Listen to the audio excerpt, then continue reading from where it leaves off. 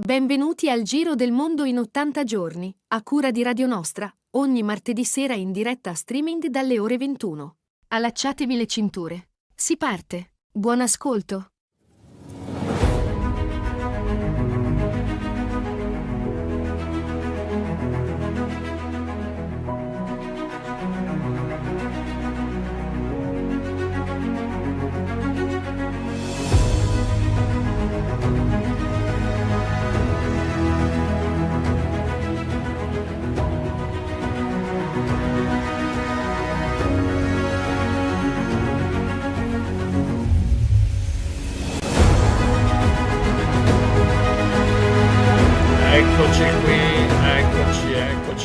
Eccoci qui, buonasera a tutti, 14ª puntata del Giro del Mondo in 80 giorni. Con me nella navicella della nostra mongolfiera c'è Rossella. Ciao Rossella. Buonasera Gianluigi. Ciao, e sai cosa devo dirti Rossella? Che vedendo la sigla dobbiamo cambiarla, perché non abbiamo più Omar ma abbiamo Stefano con noi nella nostra navicella. Ciao Stefano. Buonasera a tutti, buonasera. Ecco, Benvenuto a bordo. Allora, com'è questa navicella della nostra mongolfiera, Stefano? Molto comoda e confortevole. Che sei un fiaderietta che spiffera, ma insomma, adesso vedremo di sistemarla e avere una navicella più, come si può dire, impermeabile. Ma no, dai, che un po' di aria fa bene. Un po' di aria asciuga. Fa bene il cervello. Asciuga, un fiale d'aria asciuga, questa è bella. Va bene, allora andiamo col primo brano che è Saga of Jenny, la saga di Jenny, e la suona e la canta l'orchestra da Tre Soldi, orchestra piemontese, dove dopo noi avremo anche il nostro ospite che fa parte dell'orchestra. Sentiamo Saga di Jenny.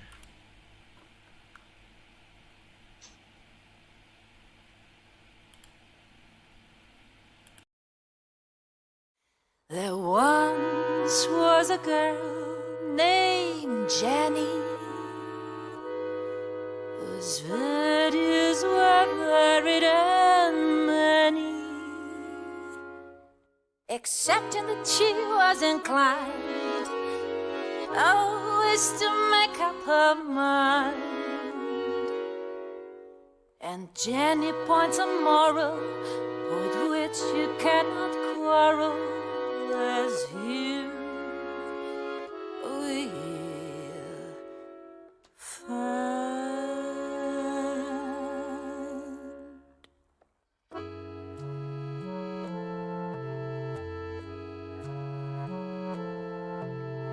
Jenny made her mind up when she was 3.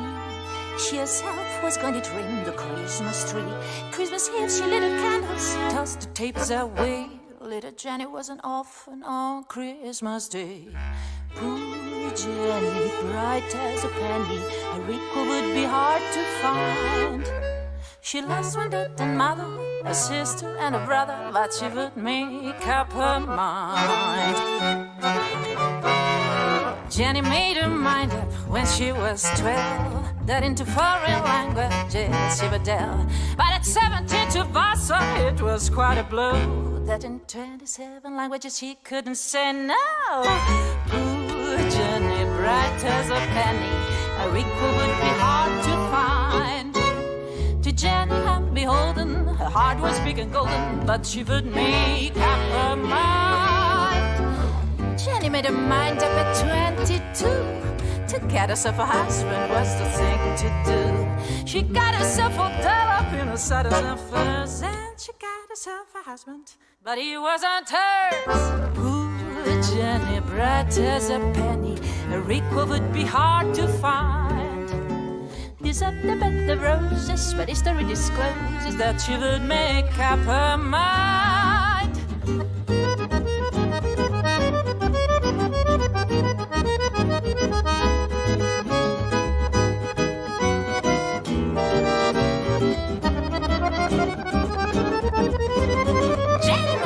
Up at 51, she would write a memoirs before she was done.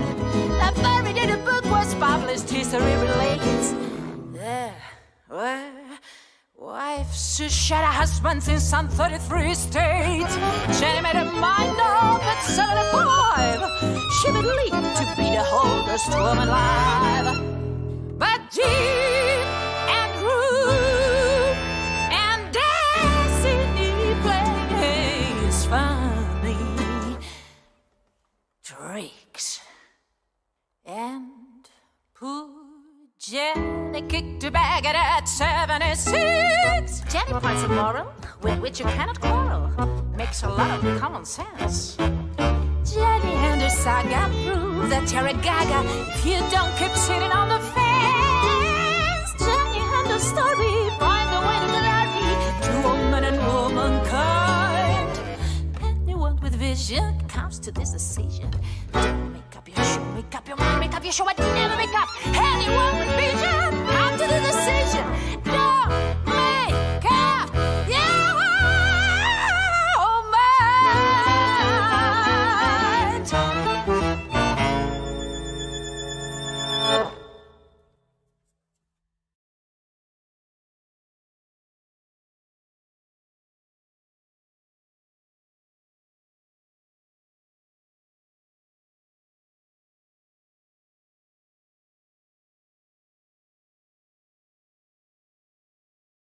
Ecco qui con noi abbiamo Andrea Zanoni, consigliere regionale per i Verdi. E Andrea, cosa è successo in questa settimana? C'è stato un trambusto, la notizia che ha fatto il giro del mondo. Sì, tutto nasce da un video prodotto da una società di Donald Trump Jr., nel quale si vede che lui stesso va a caccia e in questo filmato di una battuta di caccia fatta in una azienda faunistico-venatoria della laguna di Venezia mostra tra l'altro il carniere, ovvero gli animali che ha ucciso, e in primo piano ha un esemplare di casarca, nome scientifico Tadorna ferruginea. È un esemplare di uccello migratore di specie protetta dall'Unione Europea, protetta dallo Stato italiano, il cui abbattimento o detenzione costituisce reato, ovvero è sanzionato penalmente. Al che, dopo aver visionato questo video, ho ricercato alcune informazioni, ho fatto alcuni approfondimenti e ho depositato subito un'interrogazione perché c'erano due questioni fondamentali. Aspetta, un'interrogazione, scusami Andrea, un'interrogazione in Consiglio regionale. Sì, io naturalmente, essendo consigliere regionale, ho depositato questa interrogazione alla giunta regionale, ovvero alla regione Veneto, come ente autorità amministrativa che è competente in materia di tutela fauna selvatica e caccia, perché c'erano due questioni. La prima, le autorizzazioni.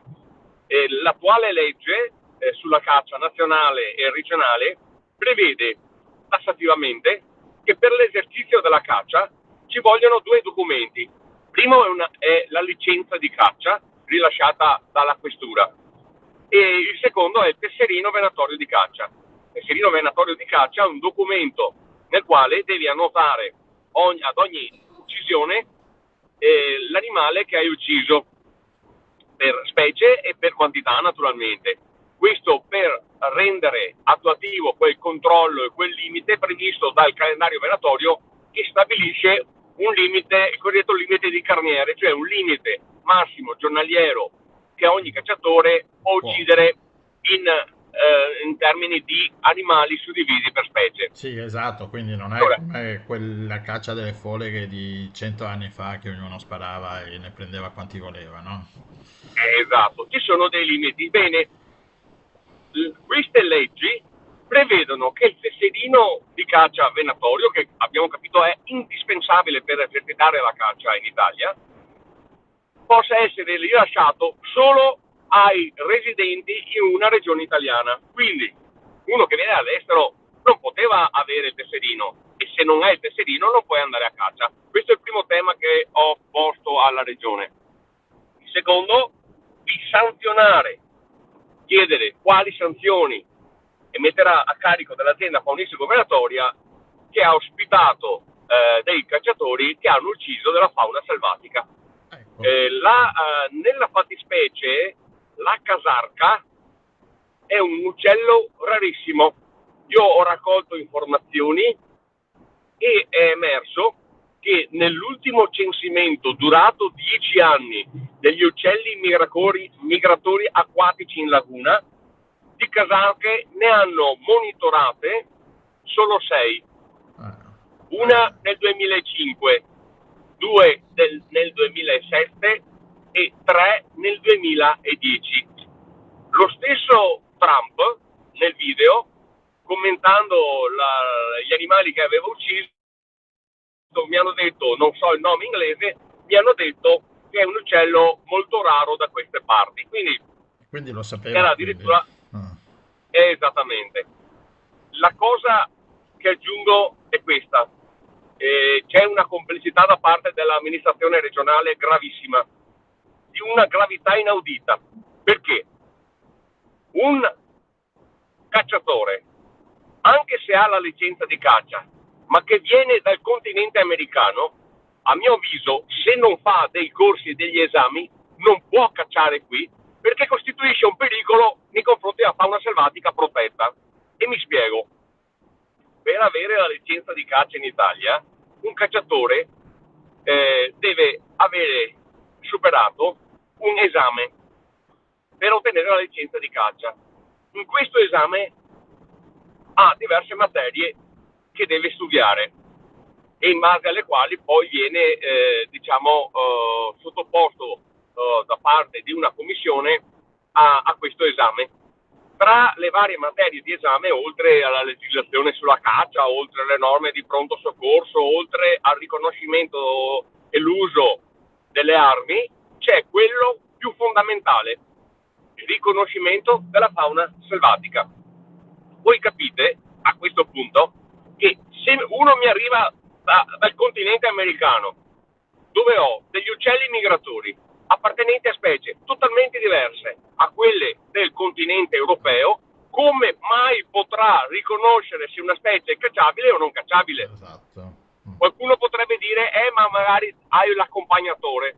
Allora, l'accompagnatore esiste nella caccia agli ungulati, caprioli, cervi, da Altana, quando prima di sparare devi osservare quel determinato animale per capire se è maschio, se è femmina, se è giovane, se è anziano, perché lì c'è una caccia di selezione che ti dice anche a quale soggetto puoi sparare. Certo, e diciamo hai più tempo per sparare, mentre con gli uccelli che partono da un'altezza... Esatto. Un'anatra che ti arriva con la nebbia o verso l'alba o verso il tramonto, esatto. Hai pochi secondi per decidere. Quindi già il cacciatore italiano esperto corre spesso il rischio di abbattimenti di fauna selvatica appartenente a specie protette. Figurarsi questo che arriva dall'America. Certo. Quindi ci sono più complicità da parte dell'azienda faunistica operatoria, ma anche da parte degli uffici regionali che a mio avviso hanno violato la legge nel rilasciare quelle autorizzazioni che hanno detto aver rilasciato al figlio di Trump, a quel figlio di Trump e ai suoi amici cacciatori. Certo. Ecco, allora, questo della valle ovviamente rischierà una multa, qualcosa, oppure la chiusura della caccia della sua valle, adesso non lo so.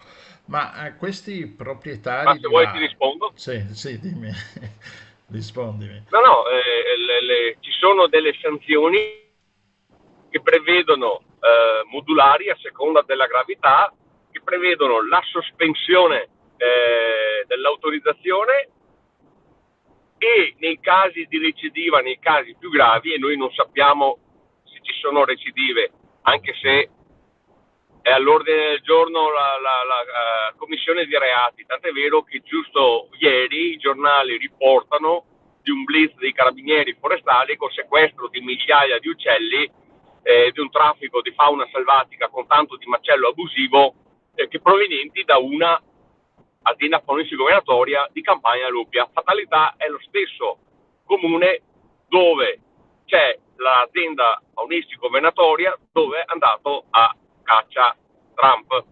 Quindi, perché il comune è l'unico comune di Padova, no? Che si affaccia in laguna. No, Campagna Lupia è comune di Venezia. Sì, è vero. E quindi ci può essere la sospensione se c'è la recidiva. Quindi è tutto da vedere. Io nell'interrogazione ho posto anche questo tema. Dopodiché, oltre all'interrogazione, il giorno dopo, cioè martedì, mi sono recato personalmente presso la stazione Carabinieri Forestali di Venezia e lì ho depositato un esposto per la questione dei reati, ovvero le sanzioni penali. Quindi oltre all'interrogazione c'è anche una denuncia vera e propria. Sì, io sono stato un'ora e mezza dai Carabinieri Forestali e il giorno dopo ho depositato una terza interrogazione proprio relativa alla documentazione, cioè il tesserino di caccia. Certo. Bene, dai, seguiremo questa vicenda e ti volevo chiedere, ma i proprietari delle valli, innanzitutto sono proprietari o sono concessionari? Concessionari. Quindi, dobbiamo ricordare che il 95-97% della superficie di queste valli di caccia, valli di pesca, è costituito da terreno demaniale dello Stato, quindi terreno nostro. Sì, nonostante ciò,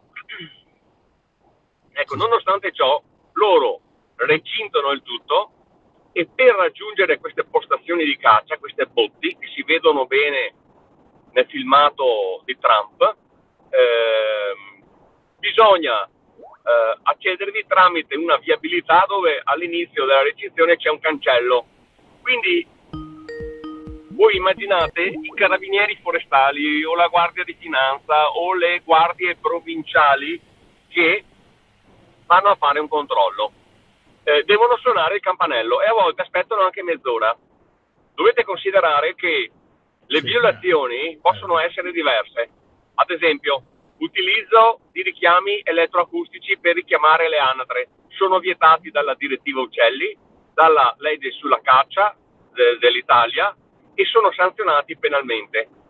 Oppure caccia a specie protette o particolarmente protette. Qui in mezz'ora puoi occultare tutto quello che vuoi.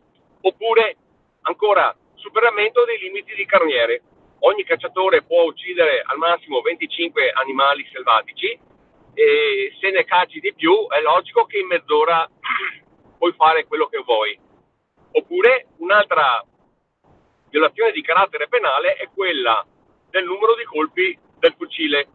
Un fucile per la caccia in zona lagunare Valliva deve avere, soprattutto nei fucili semiautomatici, deve avere un fermo col massimo che consente di sparare al massimo 3 colpi in consecutivi. Siccome è un attimo togliere questo fermo e quindi poter sparare anche 5 o 6 colpi, può accadere, e è accaduto, che utilizzano queste armi vietate. Anche l'utilizzo di armi vietate con più di 3 colpi è considerato dalla legge 157, la legge statale che recepisce la direttiva Uccelli, reato. Quindi allora volevo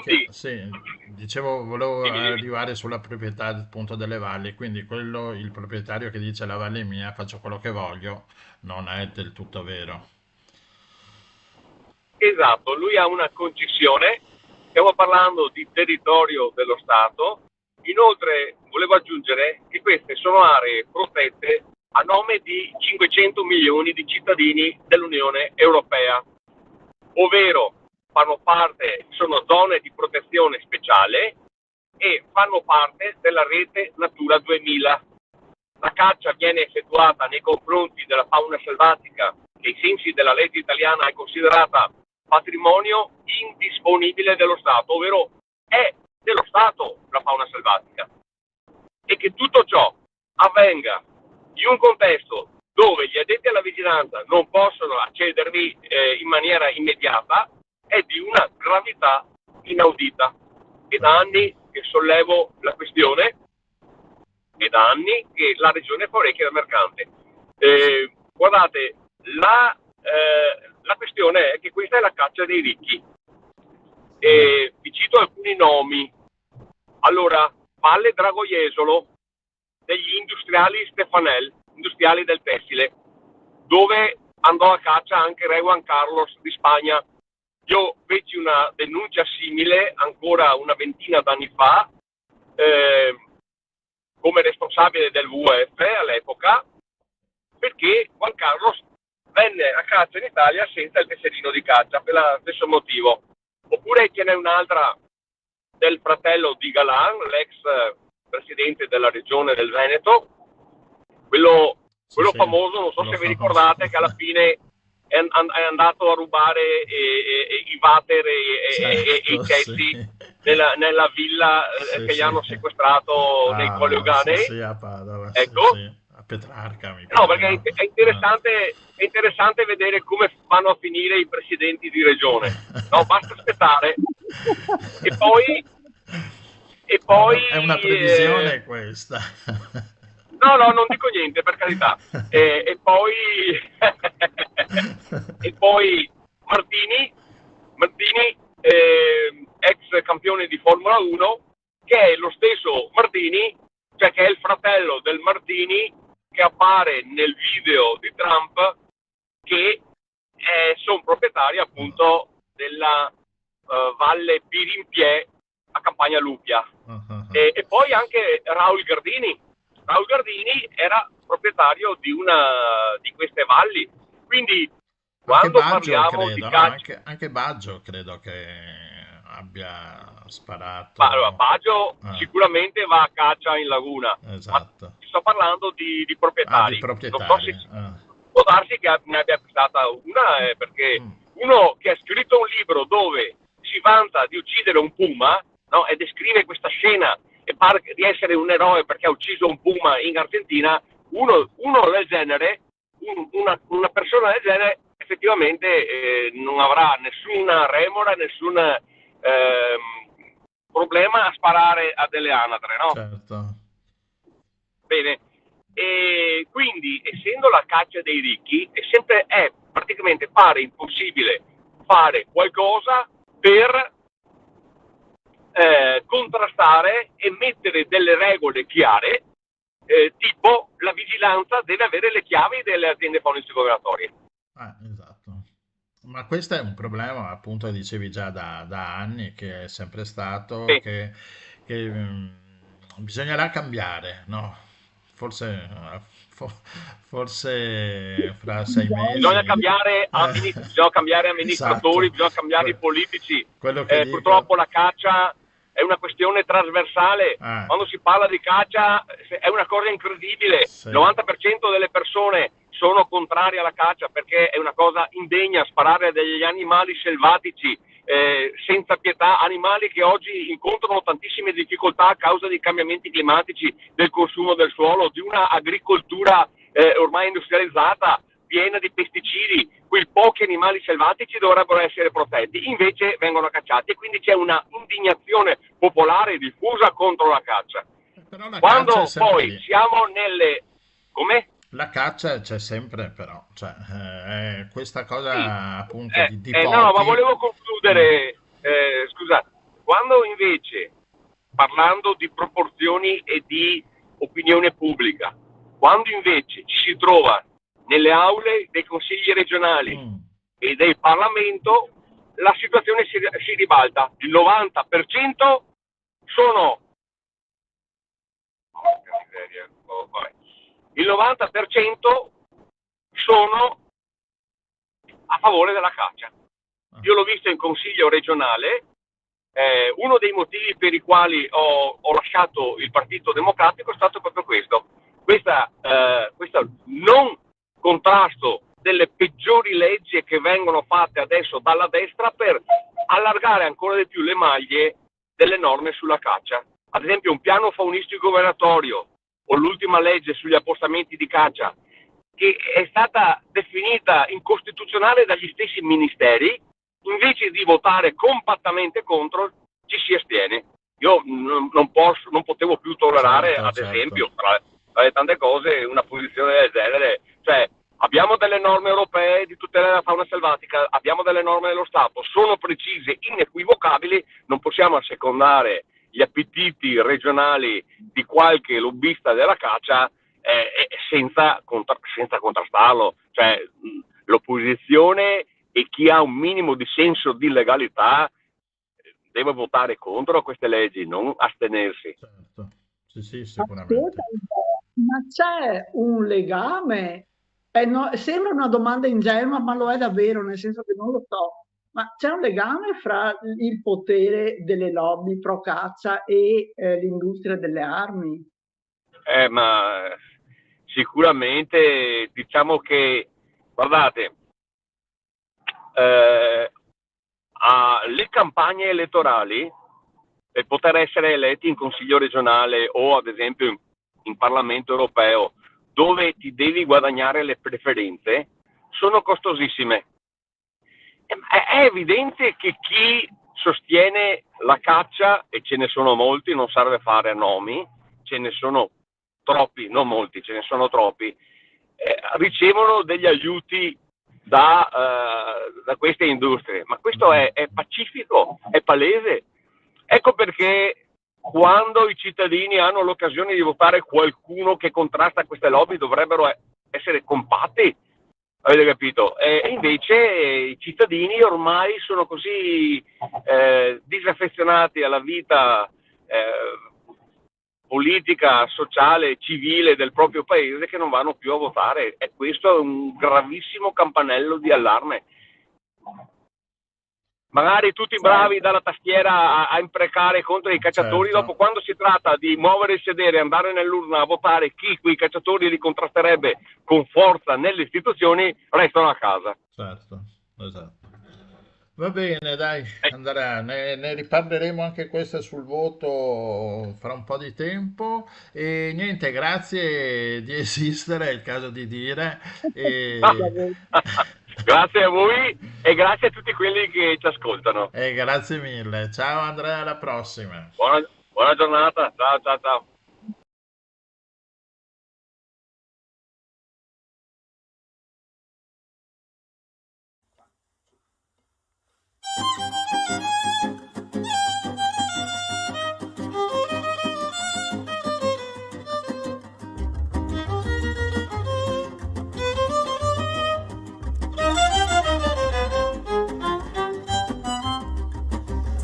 Lo sai, que yo de tu fuera soy el olvidado, el alcancía del tiempo, el que se quedó de pie poniéndote el pecho.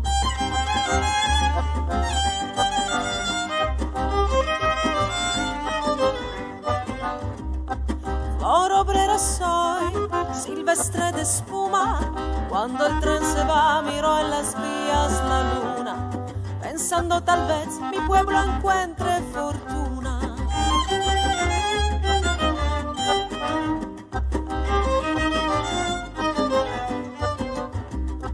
Mi voz se hinchó cuando repartieron, de mí no se acuerdan, dicen que nunca me dieron, que no soy de aquí, que ya no tengo remedio.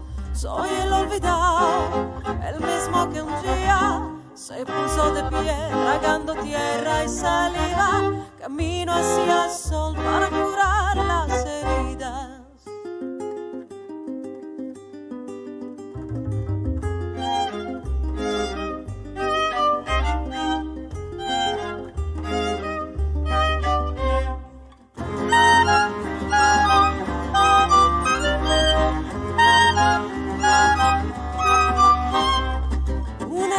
Soy buscando el salario, maestros de pie cuidando pichones blancos que madurarán iluminando ese pago.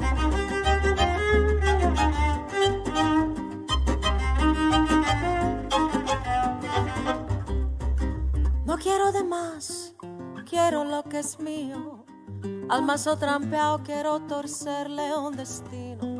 Levántate, cagón, que aquí canta un argentino. Soy el olvidado, el mismo que un día se puso de pie tragando tierra y saliva. Camino hacia el sol para curar las heridas.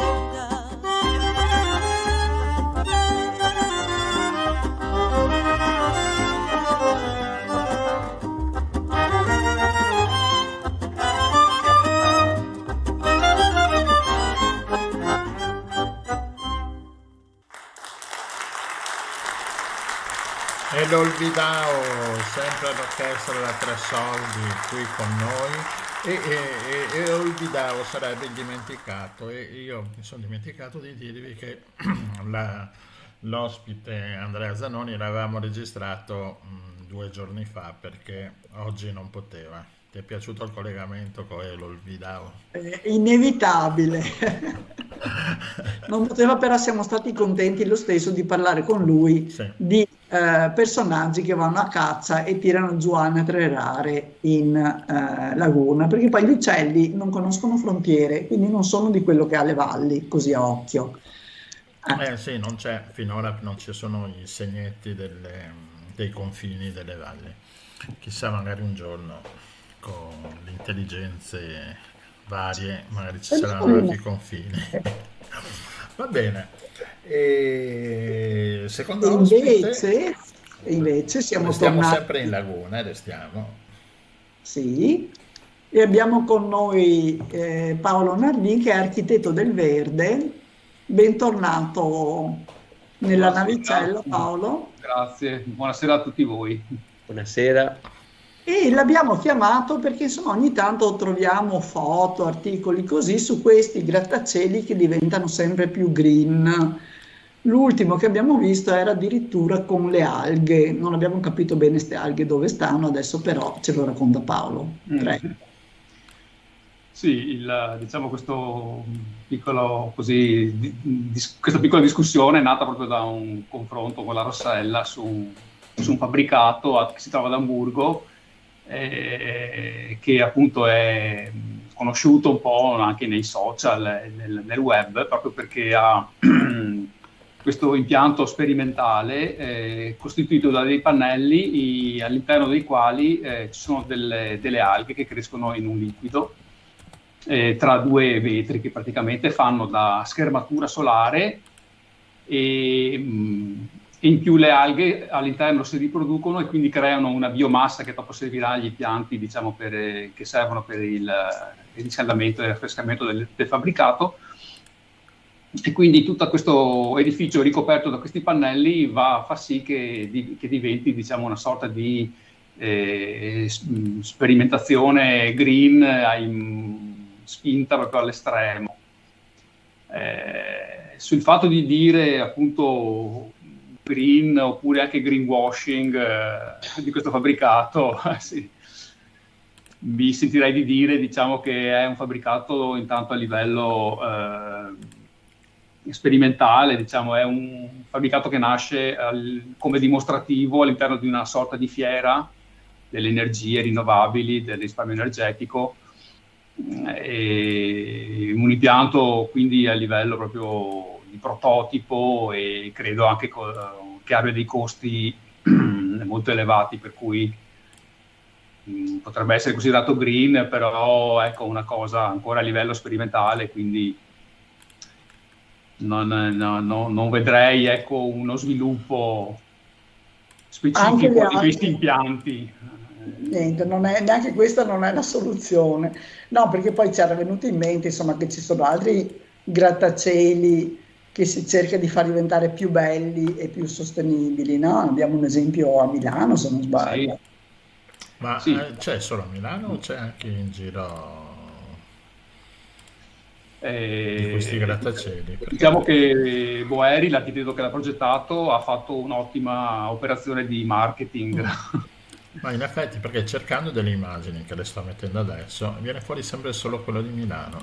Sì, diciamo come il bosco verticale, il nome che gli è stato dato è, diciamo, è stato il primo, e dopo so che ne ha progettati altri, però diciamo è sempre stato, essendo stato il primo, è diventato come il simbolo appunto di questa sorta di architettura green. Anche qui cosa possiamo un appartamento lì composto da una cucina a soggiorno in un ambiente unico, una cameretta e un bagno, e mi sono informato e ci aggiriamo sui 650.000 euro. Proprio... Più il mantenimento. Sai perché? Perché uno spende e dopo resta al verde, no? Esatto. Sì. Anche lì il principio green vero e proprio, perché se guardiamo bene, diciamo lì, quello è un semplice condominio, un grattacielo con delle terrazze un po' più grandi e con delle fioriere un po' più grandi del solito. I costi della manutenzione altissimi, però è stato costruito tutta questa operazione di marketing a partire dal nome bosco verticale, che fa uno quando pensa al bosco pensa appunto all'aria fresca, alla natura, al verde, e questi rendering accattivanti che vedevano appunto questa torre completamente ricoperta di verde, e in più la moda attuale di questi ultimi anni appunto del green, che deve essere tutto green, ha fatto sì che è esplosa proprio questa bomba diciamo commerciale di marketing. Dopotutto devo fare i complimenti, diciamo, a tutti quelli che hanno lavorato su questo progetto, naturalmente, però ecco, tu dici che è più forse è un'altra cosa. Anche perché chi ha un micro giardinetto sa qual è la manutenzione anche, no? Delle piante, e in una situazione così artificiale, perché comunque non sono per terra, non si prendono i nutrienti dalla terra, quindi sarà tutto un lavoro di irrigazione. Sì, c'è tutta un'impiantistica di irrigazione, di manutenzione, degli argani posti proprio sul tetto che sono proprio messi apposta per sostituire gli alberi, quelli più pesanti, che li tirano su, poi li calano giù, cioè sì, impianto. Quindi. Però dovrebbe anche essere una struttura che crea un beneficio da un punto di vista energetico, cioè dovrebbe mantenere la casa più fresca in estate e più calda d'inverno, nell'idea che è circolata. Sì. Non so se sia vero. Nell'idea sì, diciamo, perché essendo il verde utilizzato appunto con queste vasche, con queste fioriere molto grandi, riesce a coprire un po', ecco, anche tutte le partizioni murarie, e quindi sì, un paio di gradi, sì, un po' di gradi in meno d'estate ci saranno, sì, sicuramente. Qualcosina, ma penso che il grosso lo farà proprio la struttura di isolamento che ci sarà nelle pareti, ecco, a livello di, diciamo, contenimento energetico, più che lì il verde lo vedo più sotto forma di una parte, cioè io lo vedo come una componente estetica, che è costruito proprio appositamente per creare degli ombreggiamenti. Ma quindi, Paolo, per il momento questi edifici così, più che green, ci aggiungiamo anche il washing, cioè servono a un po' coprire l'idea di questi grattacieli. No? Sì, perché basti pensare proprio, come dicevo prima, ai costi elevatissimi cioè, per acquistare o affittare un appartamento del genere. Ma pensavo ci fosse poi il risparmio un po' alla volta, come dicono adesso, investi all'inizio e poi risparmi alla lunga col beneficio sulla bolletta.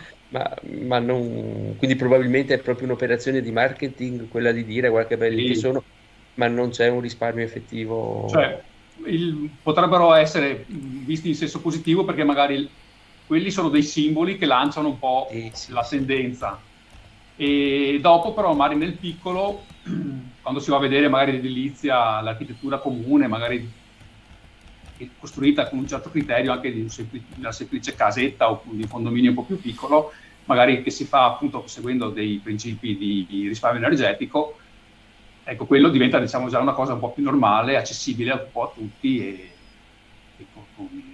diciamo, Perché ci sono altri strumenti, no? Adesso, al di là delle alghe fra i pannelli, è molto così suggestiva l'immagine, no? Di queste alghe, ti sembra di nuotare un po' nella laguna. Sì, è che sono...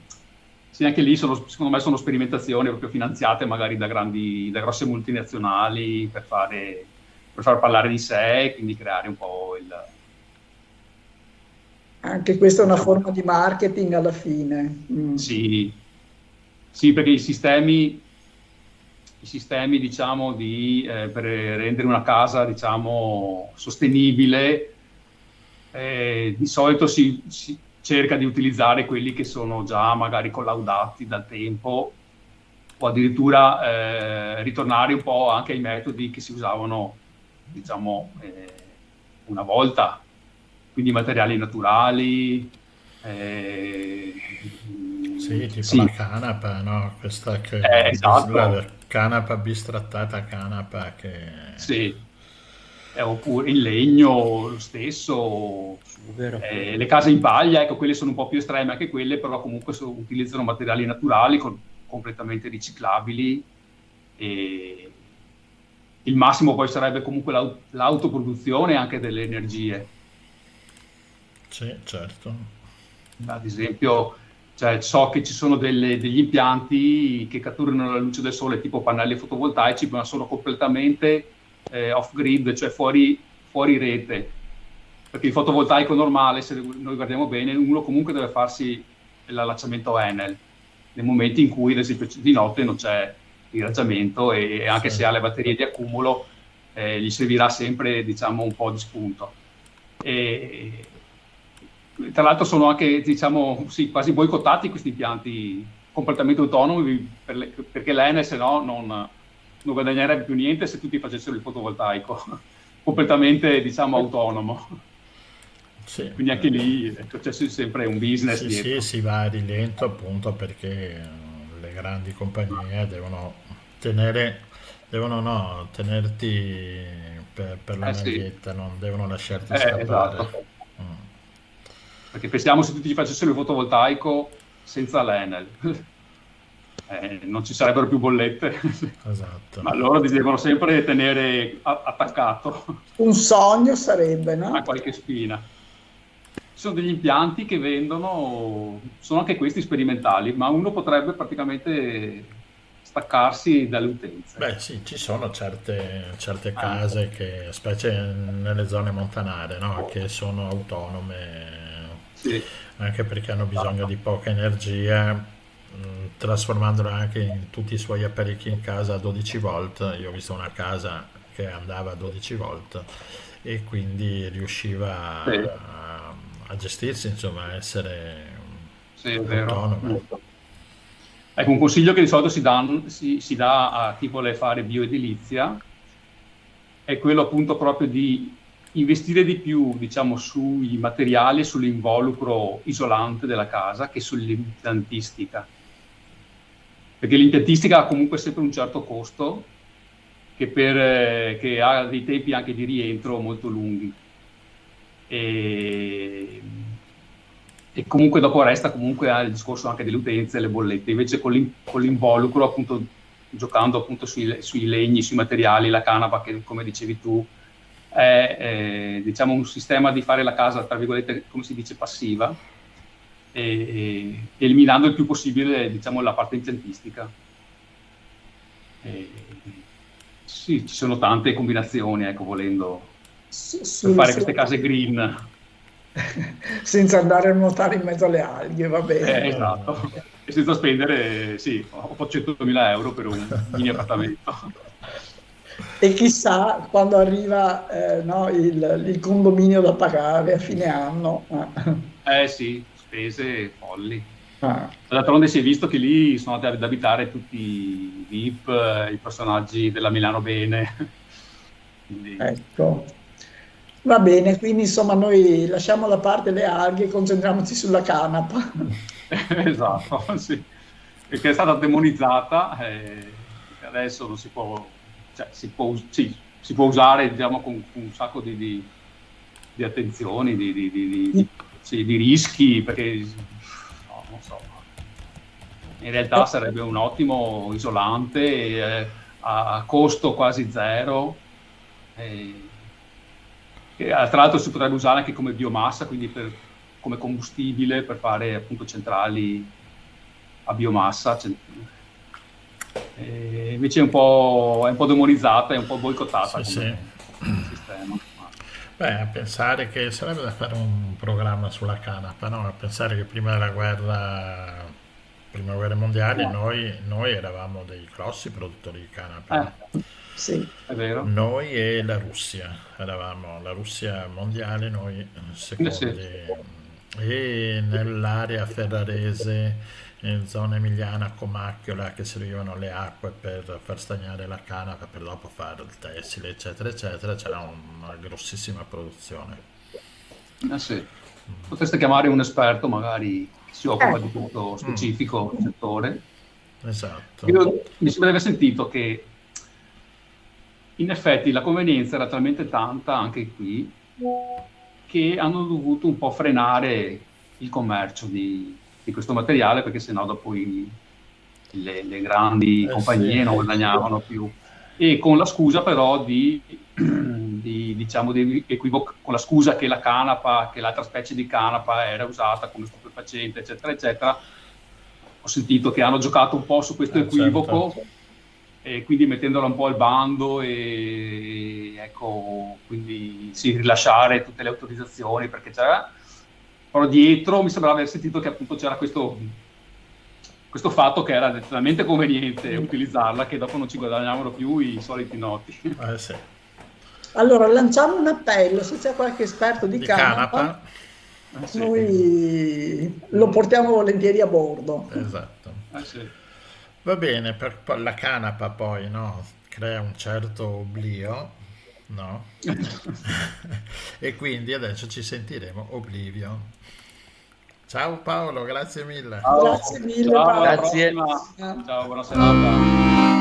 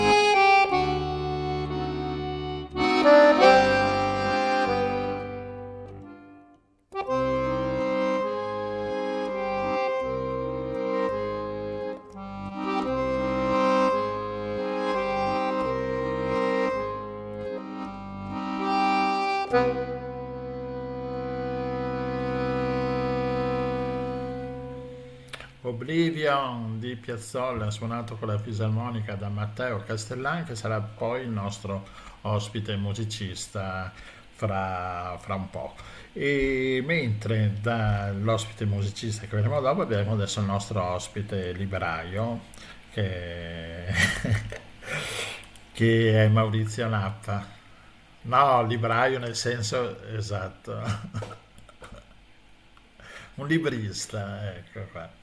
Maurizio Nappa, ciao Maurizio, bentornato.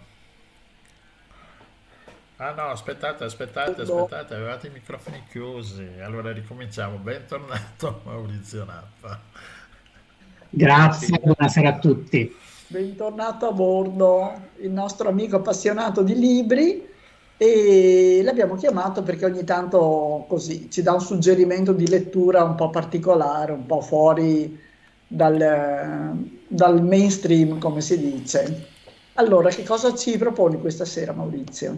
Ma io questa sera vi porterei in Africa, e però vorrei farvi prima un paio di domande. Quante volte avete sentito dire frasi del tipo mi piace la cucina africana, oppure vorrei fare un viaggio in Africa? Solo dalla Rossella. No, tantissime, certo. E quante volte avete sentito le stesse frasi riferite all'Europa? Mi piace la cucina europea, vorrei andare in Europa, vorrei fare un viaggio in Europa. E naturalmente mai. Nel senso... Mai, esattamente, proprio per questo, perché avremmo detto mi piace la cucina spagnola, mi piace la cucina francese, oppure vorrei andare, non so, in Svezia, in Svizzera, dove si vuole. Perché purtroppo tendiamo ad assimilare l'Africa come se fosse un solo paese, dimenticandoci che è il continente con il maggior numero di stati, sono 54, in attesa che venga riconosciuta l'indipendenza del Somaliland, quindi si spera che diventino un bel giorno 55. E allora vi propongo un libro che parla proprio di tutto questo, si chiama L'Africa non è un paese, di Dipo Faloyin, che è un giornalista britannico cresciuto a Lagos, quindi in Nigeria, vive negli Stati Uniti, cresciuto negli Stati Uniti, di origine nigeriana, che adesso lavora negli Stati Uniti come giornalista. E scrive in una maniera molto scorrevole, uno stile giornalistico. Il libro è bello grande, sono quasi 500 pagine, però con capitoli abbastanza brevi, molto scorrevole, e ci presenta un po' il continente che molti di noi per ignoranza, altri per superficialità non conoscono. Quindi c'è chiaramente un bel riferimento al colonialismo, insomma l'Africa è così divisa in questi stati perché sono quelli creatisi durante la spartizione dell'Africa da parte delle potenze europee. Ricordiamo che l'unico paese che era presente al congresso ma che non prese parte alla spartizione furono gli Stati Uniti, quindi tutto il resto d'Europa era lì. Quindi per forza di cose si parla di colonialismo, ma dal punto di vista dei colonizzati, che è un qualcosa che noi stiamo cominciando a vedere negli ultimi anni in Italia, ma fino a pochi anni fa c'era questo concetto di italiani brava gente, noi avevamo avuto il colonialismo buono, eccetera, eccetera, eccetera. In realtà, insomma, la storia dell'Africa è stata comunque il prodotto delle scelte europee. E poi mette un po' in evidenza anche un po' l'ipocrisia bianca. Poi, insomma, su questo poi ci sono tanti altri libri che varrebbe la pena citare, magari lo facciamo un'altra volta, ma volevo dire l'ipocrisia bianca sul discorso per esempio della beneficenza. Noi abbiamo questo concetto che lì ci siano i poverelli, coloro che muoiono di fame, coloro che hanno bisogno di aiuto, per carità ci sono, ma ci sono anche tante città, tante metropoli. Ricordiamo che, Luanda in Angola è una delle città più care del mondo, per esempio. E quindi, insomma, c'è di tutto. E quando si fa beneficenza bisogna anche ricordare che prima di fare beneficenza bisogna ascoltare le necessità di coloro i quali vogliamo aiutare. Quindi c'è tutta un'analisi dei vari eventi di beneficenza che ci possiamo ricordare tra gli anni 80 e gli anni 90, le varie canzoni, le varie iniziative, quindi We Are the World, Bob Geldof, eccetera. Tutta una serie di cose nate sicuramente con le migliori intenzioni, ma che non sempre hanno avuto, diciamo, l'effetto che dovevano avere, se non quello di rafforzare certi stereotipi. Quindi il bianco benefattore, il bianco salvatore e i poverini neri che erano lì. Quindi sì, no, tanto è vero, scusa che ti interrompo, ma quando si arriva in qualche capitale africana a volte si rimane sorpresi, non so, arrivi a Nairobi e scopri che è vietato introdurre i sacchetti di plastica. Sì. E dici, caspita, cioè però dopo vai in giro per la città e scopri che è vietato fumare per la strada, ci sono delle gabbie tremende dove ci sono i fumatori tutti ammucchiati insieme in queste cose di metallo e possono fumare solo in queste zone ben precise. E quindi e gli stereotipi vanno subito a farsi friggere, no? Perché hai l'impressione che su certe cose siano più avanti di noi, ecco. Infatti, tu poi citavi il Kenya, e uno dei capitoli del libro è dedicato a uno scrittore keniota che purtroppo è mancato prematuramente, che è Binyavanga Wainaina, che scrisse proprio un saggio, Come scrivere dell'Africa, con tanta ironia, raccogliendo un po' tutti gli stereotipi, tutti i luoghi comuni che noi usiamo da bianchi ignoranti. E infatti il sottotitolo del libro è Istruzioni per superare luoghi comuni e ignoranza sul continente più vicino. Un altro è, per esempio, tra l'altro l'ho sentito proprio stamattina in treno mentre andavo a lavorare, oggi mi spostavo in treno verso gli stabilimenti della Bergamasca, e c'era un signore che parlava con dei colleghi, dei conoscenti, non so bene, io mi sono guardato bene dall'intervenire, ma sosteneva, sì, al Cairo, ma che si va a fare per vedere 3 piramidi, le cose importanti, i musei sono ricchi in Francia, in Europa, certo non in Africa. E certo abbiamo derubato tutto. A parte il fatto che, voglio dire, è assurda la cosa, sì, perché rispetto al Cairo, per altri aspetti, sì. Certo. Ma poi insomma, se anche fosse vero, bisognerebbe ricordare che tutto quello che c'è in Europa l'abbiamo preso lì. I vari musei egizi, Torino, Berlino, o tutta la sezione del British Museum, certo non c'erano in Inghilterra o nel Nord Italia o in Germania insomma, quei reperti lì. Quindi insomma anche riflettere un po' su quello che abbiamo in Europa a colonialismo finito, ampiamente finito, insomma. Ci sono poi degli altri capitoli riguardanti la politica, dove si dimostra che, insomma, d'accordo alle dittature, ma sono molte di meno di quello che si crede, insomma, o almeno ci sono tanti paesi in cui i presidenti sono stati eletti democraticamente, insomma, anche Trump è stato eletto democraticamente recentemente, però ecco, non ci sogneremmo mai di dire che gli Stati Uniti vivono sotto dittatura. Sui paesi africani lo facciamo a volte troppo spesso, senza in realtà conoscere la storia e conoscere anche la politica di questi paesi. Ci sono poi anche momenti più leggeri, ed è forse quelli sulla cucina, quelli sul riso jollof, che è tipico dell'Africa occidentale, e ogni paese dell'Africa occidentale ritiene di essere il possessore della vera ricetta del riso jollof. E io lì non mi trovo con l'autore, forse è l'unico punto di disaccordo, perché per me quello vero è il senegalese, per lui ovviamente è quello nigeriano. Quindi insomma c'è un po' ecco, si ride, si sorride, è scritto in maniera ironica, in maniera leggera, scorrevole, e ogni argomento in realtà richiederebbe degli approfondimenti, quindi ogni argomento può essere lo spunto per approfondire, lo spunto per leggere oltre, per continuare sui temi che che stimolano di più, che incuriosiscono di più. Però quel che è certo è che l'Africa non è un paese. Sì, no, il titolo, devo dire, è veramente azzeccatissimo, perché crea subito un cortocircuito, no? Come l'Africa non è un paese? No, in effetti non è un paese, però quando lo leggi un attimo resti, no? Sì. Purtroppo sì, è un continente tanto vicino quanto sconosciuto, insomma, per noi. Però ci sono i mezzi per conoscerlo un po' di più, e questo sono libro potrebbe essere la chiave d'accesso. Ecco, poi se stimola delle curiosità, nel mio caso sono più di 40 anni che sono curioso di questo continente per motivi completamente diversi che risalgono alla mia infanzia, insomma alla TV, a una trasmissione in TV, e ho cominciato lì.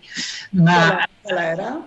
Era ancora Mike Bongiorno sulla Rai, quindi pensa quanti anni fa, e era ospite Don Vittorio Pastori, che andava, era l'82, 1982, e quindi un laico, che comunque insomma un missionario laico, che si recava in Uganda, in Karamoja, per costruire dei pozzi. Era appena finita la dittatura di Idi Amin, e quella regione dell'Uganda, che è ancora la più povera, ancora adesso, io l'ho visitata solo nel 2017, ci sono riuscito, però insomma era il 1982, lui appunto andava in televisione, era ospite di una trasmissione televisiva per sensibilizzare sul fatto che lì si moriva di sete. La dittatura li aveva lasciati, insomma, così veramente senza forze, stremati, ma anche senza acqua.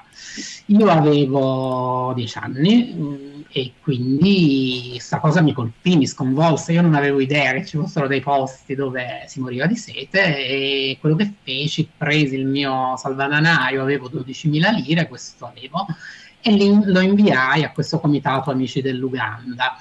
Poi da lì siamo rimasti in contatto, poi insomma qualche anno dopo l'esame di terza media pensai bene di fare una ricerca sull'Uganda, e questi volontari del comitato mi mandarono delle fotocopie, un po' di storia così, e poi vabbè, a scuola un altro grande shock fu scoprire dell'esistenza dell'apartheid, che io non avevo idea anche lì che esistesse un qualcosa del genere.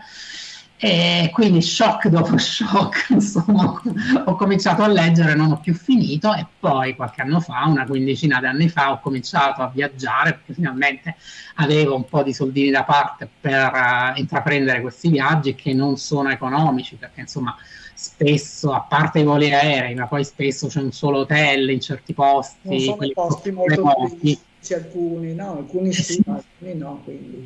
No, certo, bisogna stare attenti anche a quello, però ecco, diciamo che i posti, quelli un po' più turistici, ho pensato di lasciarli per quando sarò un po' più vecchio, quindi quando non mi muoverò così agilmente come adesso, quindi ho fatto tutta una serie di viaggi, tra cui quello in Karamoja, e quindi insomma, ci vado regolarmente, ogni volta scopro un pezzettino nuovo di questo continente, che non è un paese, non parlano le stesse lingue, non hanno la stessa religione, e cerco ogni volta di scoprire. Perfino il riso lo fanno diverso. E perfino il riso lo fanno diverso. Io sono un fan di quello senegalese. Va bene, allora l'Africa non è un paese. Dico 100 pagine. Un po' meno di 500, 470. Che però si leggono tranquillamente, e poi ci sono tanti riferimenti per chi vuole approfondire, insomma. E visto che prima ne abbiamo accennato, ricorderei anche il nostro Angelo Del Boca con Italiani Brava Gente, che è una lettura da tenere presente. Assolutamente, sempre è stato l'inizio di un cambiamento dal punto di vista proprio della storiografia, quindi evviva Del Boca. Sì. Bene, Okay. Va bene, buon viaggio allora. Grazie, ci sentiamo quando torno, allora. Ci risentiamo. D'accordo. Grazie. Ciao Maurizio, grazie. Buone scoperte. Grazie, a presto. Maurizio, ciao.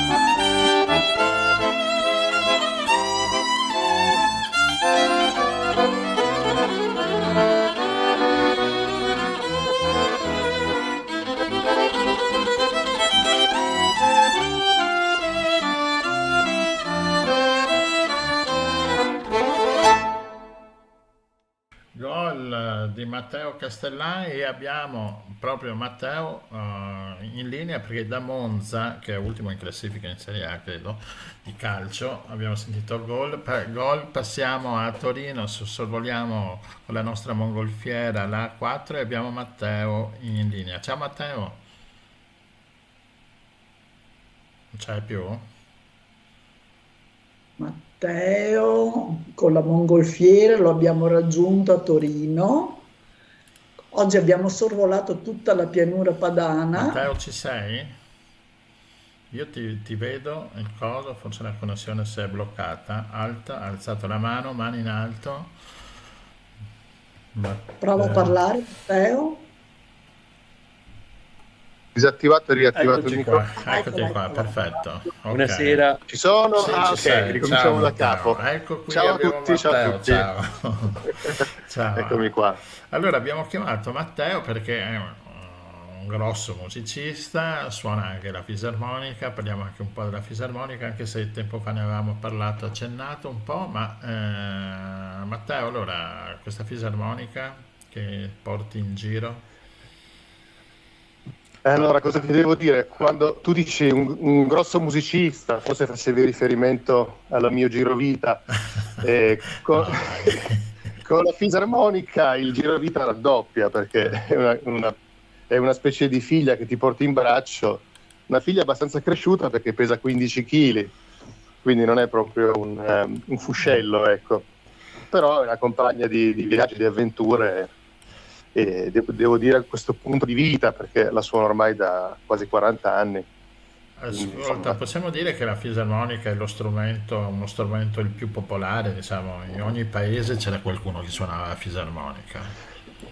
Guarda, questa è una cosa fantastica, perché viaggiando mi capita sempre, in particolare nelle situazioni più strane, tipo negli aeroporti, in cui ai controlli far passare una fisarmonica è sempre complicato, però ai controlli vedo sempre qualcuno che ai raggi X vede che c'è una fisarmonica, poi mi chiede ma può aprirla per favore? Poi gliela apre e dice bellissima, quindi hanno proprio un affetto particolare per questo strumento dovunque lo porti, dovunque vada. E sì, io penso che insieme al violino sia lo strumento forse più diffuso nel pianeta, sì. E ogni paese, ogni continente rivendica un suo proprio modo di suonarla. E ce ne sono tanti bellissimi. Una delle cose belle di suonare questo strumento è che davvero ti avvicina a tante culture musicali, a tante realtà lontane e estremamente affascinanti. Anche perché diciamo è lo strumento più completo che te lo porti appresso e te lo porti dove vuoi. Sì, è una specie di orchestra viaggiante, perché appunto combinando le due mani si possono sempre fare melodie e accompagnamenti insieme. Quindi è uno strumento che ovviamente ha il suo ruolo trionfante nel ballo, qualsiasi tipo di ballo, insomma, dal liscio al tango, al forró brasiliano, perché in effetti con una fisarmonica si riesce a tenere in piedi un'intera esecuzione musicale senza bisogno di altri strumenti. Poi se ce ne sono altri io sono più contento, perché è bello interagire e trovare timbriche combinate, però è vero che anche da solo mi capita spesso di suonarlo da solo e insomma regge la baracca, come si dice. Ascolta, suoni parecchi stili, insomma, dal classico al jazz, al folk, cioè quello che ti piace di più? Per tutti. Allora, questa è una domanda difficile perché non saprei davvero cosa risponderti. Ti faccio un pochino di riassunto del mio cammino musicale. Io in realtà nasco pianista quando avevo 7 anni. Dai 7 agli 8 anni ho preso un anno di lezioni di pianoforte. Dopodiché ho detto, purtroppo l'insegnante che avevo non mi piaceva molto, ho detto io non voglio più fare lezioni, ma ho continuato a tenere le mani sullo strumento per conto mio. Dopodiché ho conosciuto la fisarmonica in età un po' più avanzata e mi ci sono appiccicato appunto irreversibilmente. Quindi nel mio cammino musicale ci sono tanti aspetti differenti. Dovessi dirti, forse la musica che mi piace di più suonare è il jazz, perché ha una grandissima libertà esecutiva ed espressiva. Quindi ieri sera ho fatto un concerto in cui davvero si riesce a esprimere anche i propri stati d'animo con un po' di fortuna, con una grande libertà, una grande complicità tra musicisti che in altri generi più difficilmente si ottiene. Però anche il folk io ci sono legato molto profondamente, sia per esperienze di infanzia in cui i miei genitori mi portavano a vedere i gruppi folk qua in Piemonte, ma c'erano dei signori gruppi folk, con uno di questi ho anche suonato poi quando avevo 20 anni, i Cantovivo. Ho fatto con loro le prime esperienze all'estero, le prime tournée europee, ed è stato bellissimo. Quindi quando suono folk succede qualcosa nel mio cuore per cui mi ritrovo a casa. Quindi ti direi, poi per la classica ho un amore infinito, ma devo dire per la classica ho un amore infinito forse più come ascoltatore, è talmente bello ascoltarla, forse quasi più bello che suonarla. Quindi diciamo come musicista, esecutore, forse i due generi che preferisco sono jazz e folk, per le ragioni che ti ho detto. Sì, e comunque anche la fisarmonica si adatta bene anche alla musica classica. Dopo quando metterò il brano che hai fatto con l'aria di Bach della suite numero 3. Ah, certo, sì. Sì, guarda, Sì, dimmi scusa. No, appunto che insomma riempie bene la fisarmonica anche sui brani di musica classica. Certo, allora lì è molto interessante un pensiero che faccio spesso, perché se Bach avesse conosciuto la fisarmonica sarebbe impazzito di gioia, perché innanzitutto è un organo portatile, esatto. Il principio di emissione del suono è il medesimo, quindi si usano delle ance. Poi nell'organo da chiesa le ance sono lunghe, anche 2 metri. Sulla fisarmonica la più lunga è 3 centimetri, però il principio è lo stesso, dell'aria che fa vibrare delle ance ed emette un suono. Quindi il principio è lo stesso. La differenza fondamentale è che l'organo da chiesa purtroppo non ha la dinamica, cioè schiacciando il tasto non si può decidere se deve suonare forte o piano, suona sempre allo stesso volume. E quindi anche la scrittura per organo tiene conto di questa complessità, per cui si lavora su altri parametri, quindi intensificando, diminuendo il numero di note nell'armonia, però purtroppo non c'è il controllo della dinamica, cosa che invece la fisarmonica ha, perché avendo il mantice è possibile suonare dai pianissimi ai fortissimi. Questa cosa nel pezzo che metterai si sente abbastanza. Poi ovviamente è un brano celeberrimo, certo. ed è diciamo suonato più su dinamiche lievi, essendo un adagio, un meraviglioso adagio. Però insomma si sente anche in quell'esecuzione il respiro del mantice, ecco. Quindi queste note che non hanno sempre la stessa intensità, ma vivono, si riesce a farle vivere molto di più. Cioè, è anche bella pesante, no, la fisarmonica, cioè la forza. Adesso io ne ho una in soffitta che devo ancora aprirla, che me l'hanno regalata una settimana fa, perché era di un albergo, una storia un po' lunga questa fisarmonica, e devo ancora provarla. Ma ci vuole forza nell'aprire e chiudere questo mantice? Allora, ti do 2 coordinate. Innanzitutto le fisarmoniche sono molto diverse l'una dall'altra, sì, per cui il principio bassi, cos'è? 120, no, allora è come la mia. Sì, quindi è una fisarmonica già, diciamo, completa.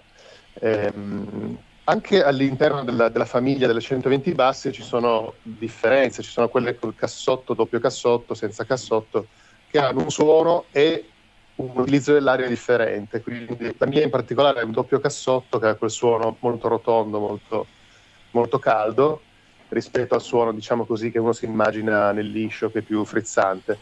Questo tipo di suono per le emissioni richiede maggiore pressione sonora, perché appunto è più ovattato, quindi bisogna spingere di più.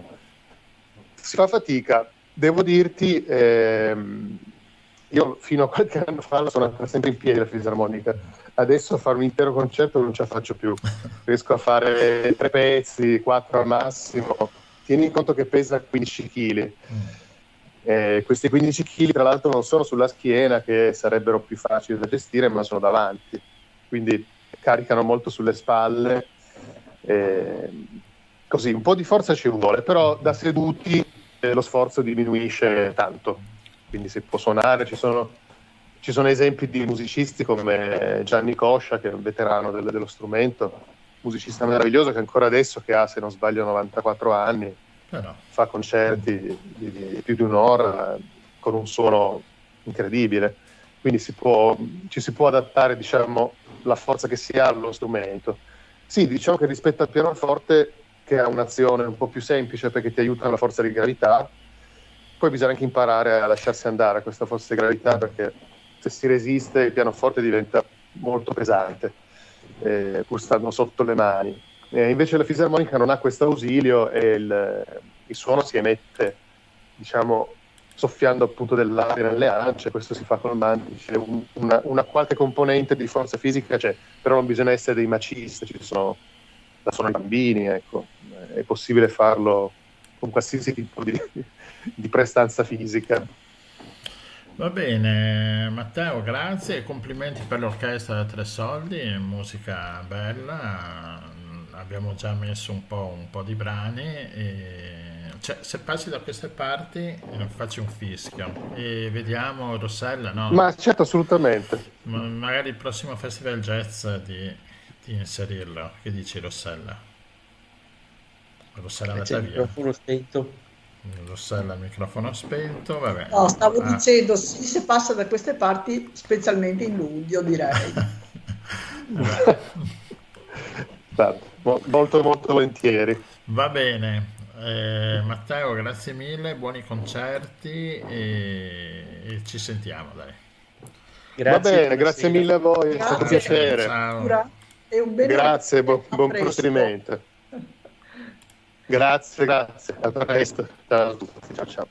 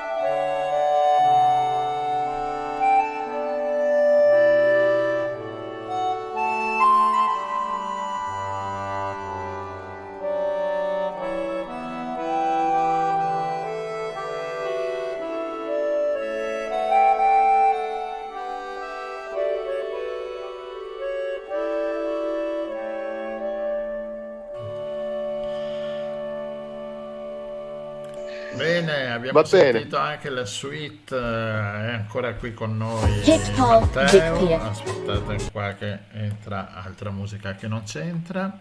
E vabbè, abbiamo finito con Matteo che è rimasto nella nostra mongolfiera. Adesso lo buttiamo giù così voliamo un po' più in alto e torniamo a casa.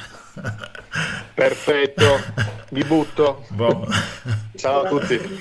Ciao, ciao. Grazie a voi ancora. Ciao. Ciao, ciao. E andiamo con la sigla finale. Avete ascoltato Abbiamo- il giro Abbiamo, del no, mondo in esatto, 80 altro giorni. che sigla finale. Aspetta che la chiudo. Speriamo che non sia una sigla finale, perché le cose sembra che si stiano mettendo veramente molto male, o Ma almeno sì, esatto. Sì, Abbiamo il nostro esatto. messaggio.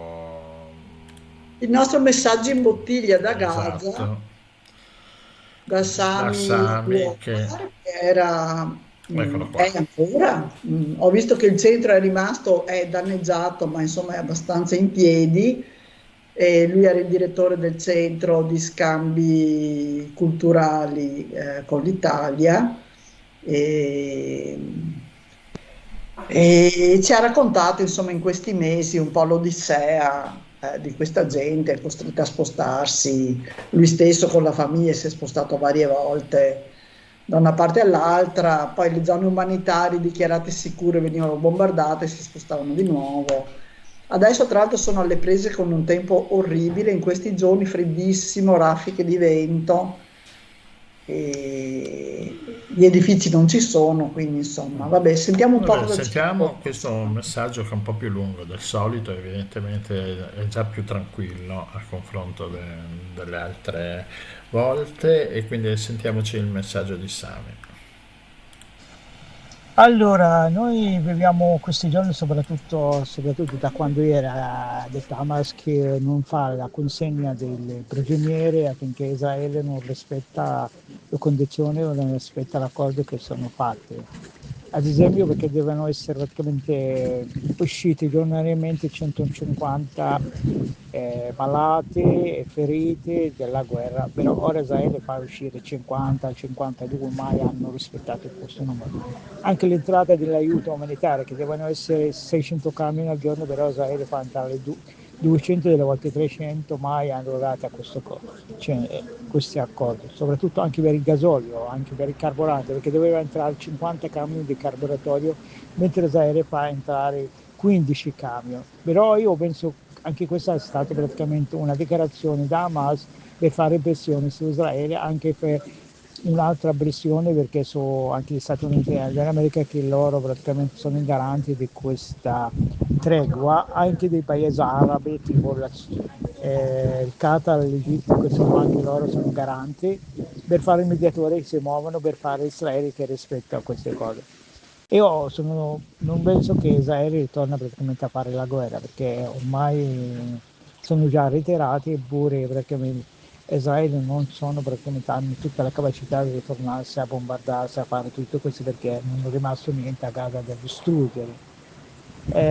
Sì, le incertezze ci sono sempre dalla popolazione, però le persone praticamente stanno andando e continuano a fare la loro vita, la gente sta ritornando tantissima del nord, sono tutti, anche se sarà difficile, perché loro aspettano anche al checkpoint più di 3, 4, 5, anche 6 ore prima di passarsi, perché ci sono un check dove fanno check delle macchine tutte quante. Ancora la via del mare è chiusa, soltanto ai bidonali si è permesso di andarsi.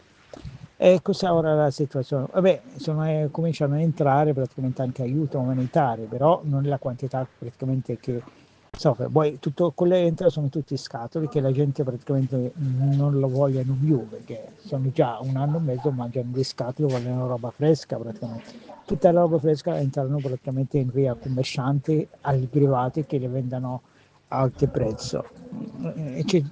Poi sono tutti gli aiuti, soprattutto il WFP, tutte queste la gente ha denunciato diverse volte praticamente questi aiuti, perché non sono adatte a queste, perché sono tutto sempre scatola, la gente non ce la fa più, e tante persone non vanno a tirarsi queste perché sono cose o scadute, perché ci stanno un anno e mezzo che le stanno qui e poi se state tutto questo tempo al sole, alla pioggia, sono già praticamente sporche di fango e altre cose. Però questa è la situazione qui a Gaza.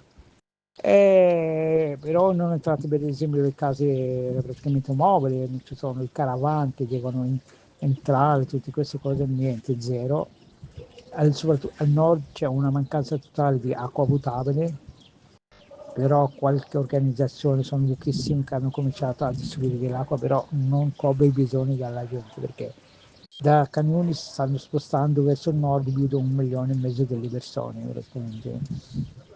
C'è questa zona, poi ci sono gente sono tornata a Gaza, per esempio Gaza 7 proprio al centro, o soprattutto in zona mare c'è rimasta qualche casa, però al resto sono state praticamente tutta est di Gaza è stata rasa del suolo, il campo profugo di Jabalia, di Bet Lahia, Bet Hanun, sono tutti questi, non ci sono rimasti nemmeno una casa in piedi. E la situazione sembra ancora più grave. La gente praticamente si dicono anche a Trump di non andiamo mai da Gaza, perché Gaza è nostra.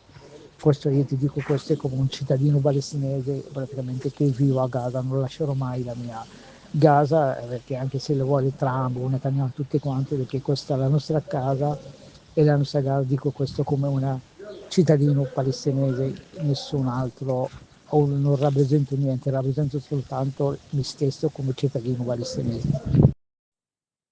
Bene, grazie Sami. Dai, speriamo. Incrociamo le dita, non è che si può. E d'altronde ormai adesso quando apriamo i notiziari la mattina, no? Ci chiediamo, e oggi che vediamo che novità ci sono, è frizzante un po' l'aria, questi giorni, frizzantina. Va bene, dai, andiamo adesso sì che andiamo con la sigla. Adesso possiamo andare con la sigla. Esatto, bene. E niente, grazie mille. Allora, come ti è sembrato, Stefano, questa mongolfiera? È una mongolfiera molto comoda. Ho ricordato il personaggio di Mike Bongiorno mentre ne parlava, l'amico. Ho sentito parlare dei grattacieli verdi, freschi, e abbiamo ascoltato la musica, abbiamo parlato di un libro, sono stato fra amici e sono stato benissimo. Bene, dai, allora ti portiamo con noi anche alla prossima. devo cambiare la sigla. Va bene. E Rossella, tu ci sei mercoledì prossimo? Martedì prossimo? Sì, certo. Dove vuoi che vada? Va bene, allora ci siamo tutti, vi diamo appuntamento a martedì prossimo. Ciao ciao.